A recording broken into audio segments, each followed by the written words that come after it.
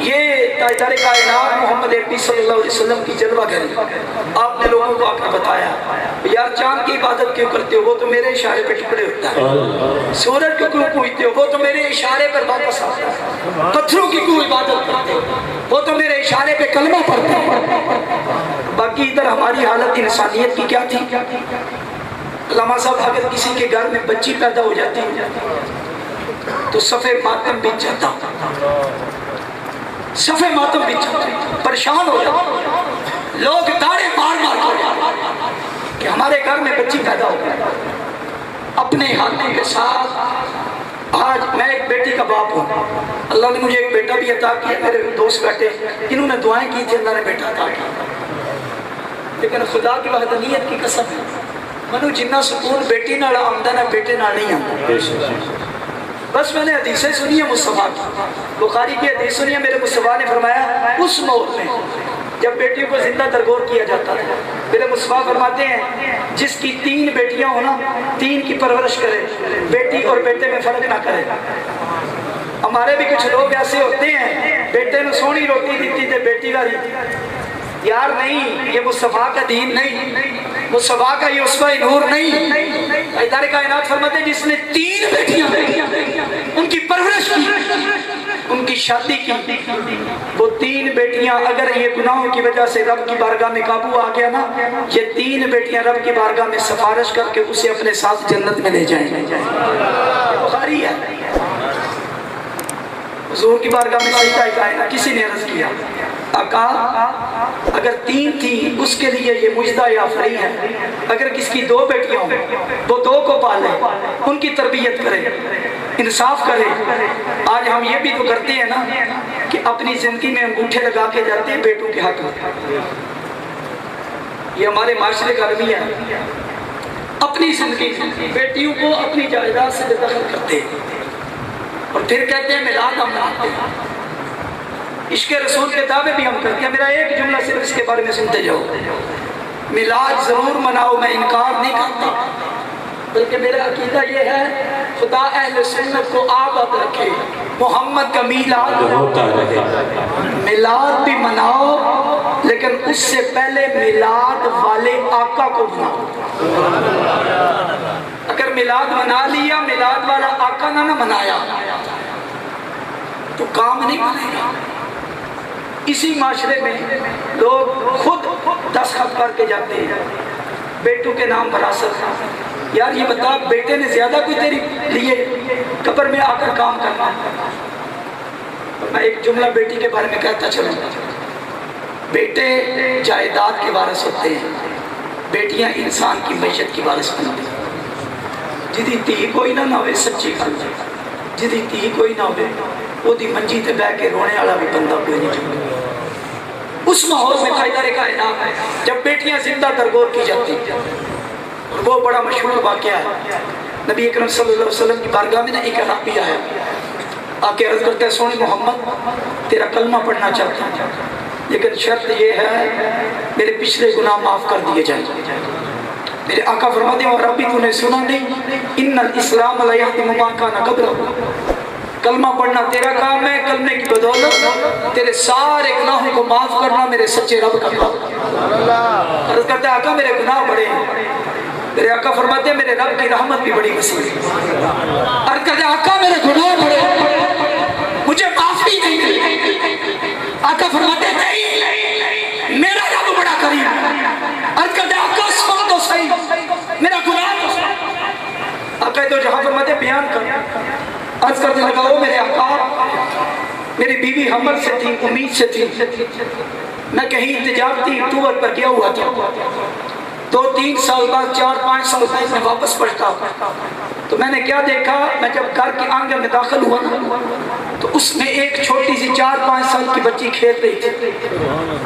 جب میں نے اپنے گھر میں بچی کو دیکھا تو میرے تیور بگڑ گئے، مجھے غصہ، میری عورت سے میں نے کہا یہ کس کی بیٹی ہے؟ اس نے بہانہ کیا، کہنے لگی ہمسایوں کی ہے، کھیلنے کے لیے آئی ہے۔ تاجدار کائنات شام تک میں انتظار کرتا رہا، لیکن جب شام تک کو میرے گھر میں رہی تو میں نے بیوی پہ تلوار سوچ لی، کہا کس کی بیٹی ہے؟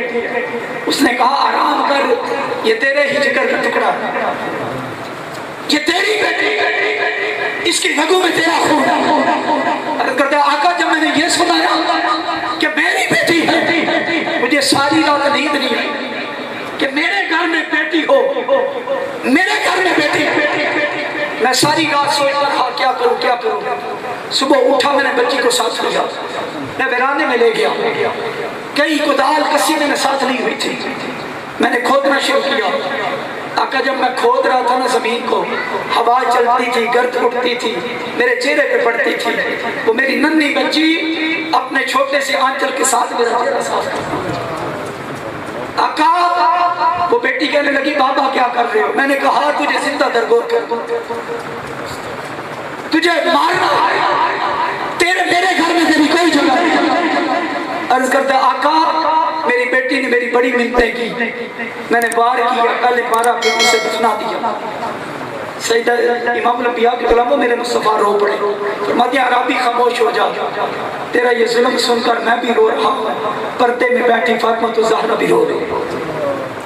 اب اسے رابی نے نا ایک اور شرط رکھ دی، عرض کرتے آقا میں کلمہ تب پڑھوں گا جب میری بیٹی زندہ ہو کر مجھے معافی کا پروانہ عطا کر۔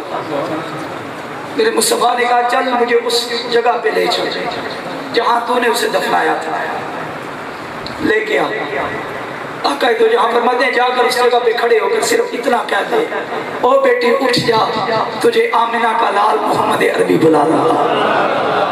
رب نے بیٹی کو زندہ کیا، حضور کے قدموں میں آئی۔ میرے آقا فرماتے ہیں بیٹی اسے معاف کر۔ عرض کرتی آقا نہیں معاف کی۔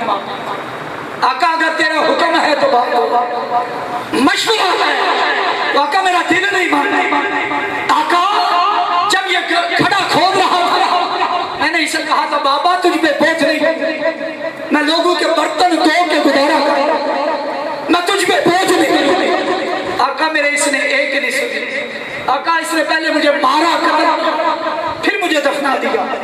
قرآن کہتا ہے وَإِذَا الْمَوْءُودَةُ سُئِلَتْ بِأَيِّ ذَنبٍ قُتِلَتْ، قیامت کے دن سوال ہوگا ان بچیوں سے، بچیوں بتاؤ تمہیں کس جرم میں انہوں نے قتل کیا تھا۔ امام الانبیاء کو غلاموں میرے مصطفیٰ نے کہا بچی نے معاف کر دیا۔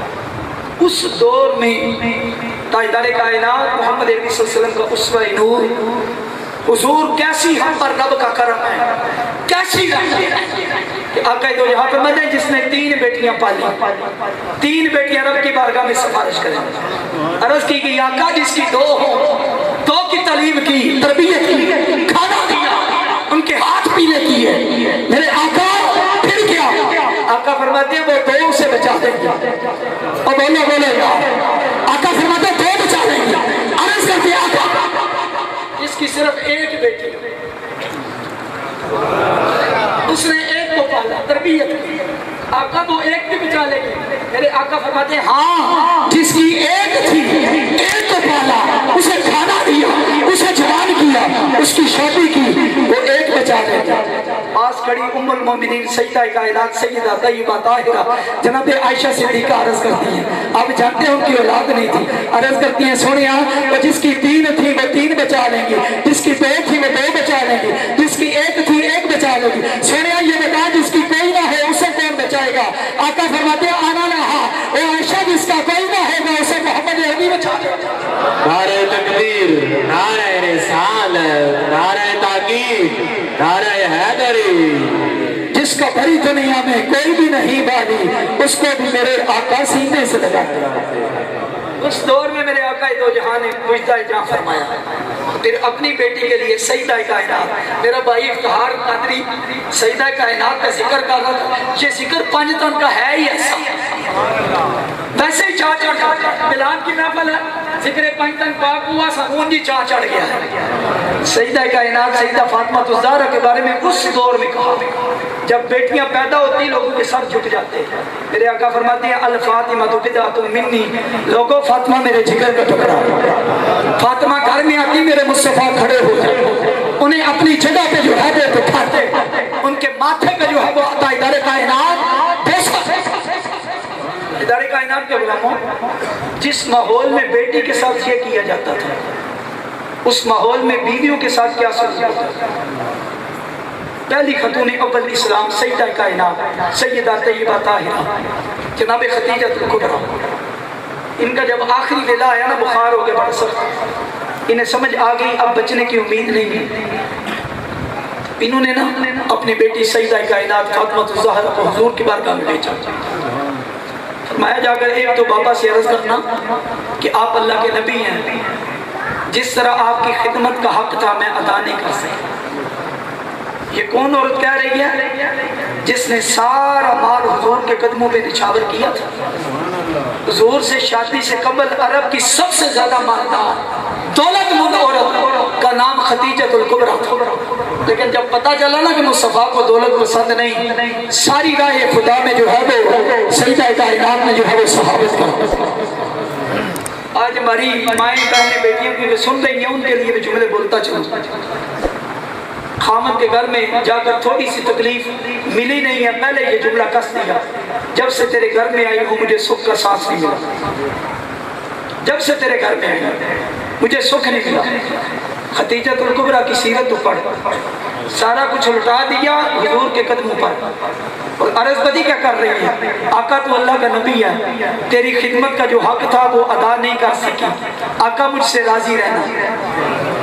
اور دوسری فرمائش پتی کیا کی؟ عرض کرتی ہیں اے فاطمہ جا کر اپنے بابے سے کہنا وہ جو چادر آپ زیب تن کرتے ہیں وہ جب آپ اس طرح لیتے ہیں تو رب کہتا ہے یا ایھا المزمل، آپ اس انداز کے ساتھ لیتے ہیں تو رب کہتا ہے یا ایھا المدثر، وہ چادر جو تیرے جسم کے ساتھ مس ہو گئی ہے آقا وہ چادر مجھے عطا کرنا، میں اس کے ساتھ اپنا کفن جو ہے وہ دینا چاہتا ہوں۔ ہم کہتے ہیں بند کمروں میں عقیدے نہ بنایا کرو، عقیدہ وہ بناؤ جو صحابہ کا تھا، عقیدہ وہ بناؤ جو امہات المومنین کا تھا، کہ جو حضور کے جسم کے ساتھ چادر مس ہو جائے اس کی برکت سے اللہ قبر کو بھی نور علی نور فرما دیتا۔ سیدہ کائنات نے فاطمہ الزہرا نے آ کر حضور کی بارگاہ میں عرض کی، میرے حضور نے اس دور میں جب بیویوں کو جانور سے بدتر سمجھا جاتا ہے، میرے حضور پتی کیا فرماتے ہیں اے فاطمہ جا کر اپنی ماما سے کہہ دیں لو اردت جلدی لآتیتکی، اور یہ تو نے چادر مانگی ہے نا، خدا کی وحدانیت کی قسم ہے اگر محمد کا جسم بھی مانگتی محمد جسم کاٹ کے تجھے عطا فرما دے۔ اس دور میں تاجدار کائنات نے بیویوں کے حقوق بیان کیے، بیٹیوں کے حقوق بیان کیے، بہنوں کے حقوق بیان کیے۔ ٹائم زیادہ نہیں، نعرہ مارو نہیں، نعرہ تکبیر، نعرہ رسالت، نعرہ تحقیق، زندہ باد تاجدار ختم نبوت۔ امام الانبیاء یہ میرے حضور کا اسوہ نور تھا، یہ میرے حضور کا انقلاب تھا جو معاشرے میں میرے مصطفیٰ نے آ کر انقلاب پیدا کیا۔ وہ لوگ جو انسان کو جانور سمجھتے تھے، میرے حضور ایک لشکر میں جا رہے ہیں، سامنے کتیا نے بچے دیے ہوئے، یہ میرے استاد محترم خادم حسین رضوی نے سنایا ہے، خادم حسین رضوی کی زبان سے خود میں نے سنا ہے، کتیا نے بچے دیے ہوئے ہیں دودھ پی رہے ہیں، تاجدار کائنات نے صحابی کو فرمایا لشکر گزر رہا ہے، آپ نے فرمایا یہاں کھڑا ہو جا، کسی کے پاؤں کے نیچے کتیا کے بچے نہ آ جائیں۔ اس دور میں تاجدار کائنات نے یہ انقلاب پیدا کیا، بہنوں کے ساتھ کیا کیا جاتا ہوگا، جانوروں سے بھی بدتر سلوک، کوئی ہمارا بہنوئی نہ بن جائے، لوگ زندہ ترغور کرتے ہیں، باقی مسکینوں یتیموں کا کیا حال ہوتا ہوگا۔ میرے مصطفیٰ نے آ کر سب کو سینے سے لگا دیا۔